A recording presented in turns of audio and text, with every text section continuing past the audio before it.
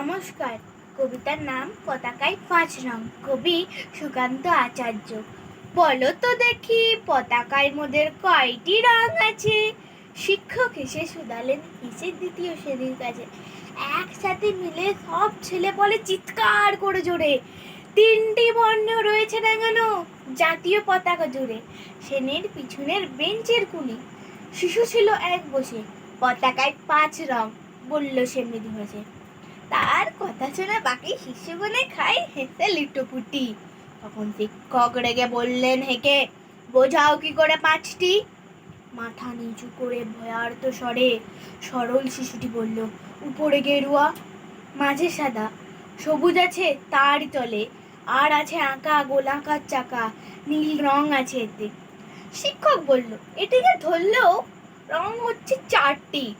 তখন অবশ শিশুটি বলল, রং আছে আর এক, লাল লাল ছোপ দাগ দেখা যায় ওই পতাকার মাঝে।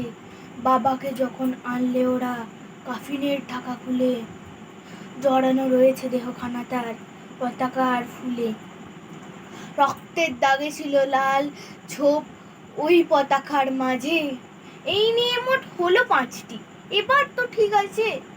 সরল শিশুটি জবাবখানি কাঁপিয়ে দিল বুক, অস্ত্র এসে নয়ন ভরে শুকনো হলো মুখ। আজও যারা দেশের জন্য করছে বলিদান, স্বাধীনতা সহতম তাদের অমর প্রাণ।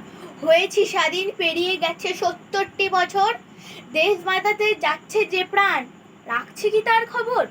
ধন্যবাদ। জয় হিন্দ, জয় ভারত।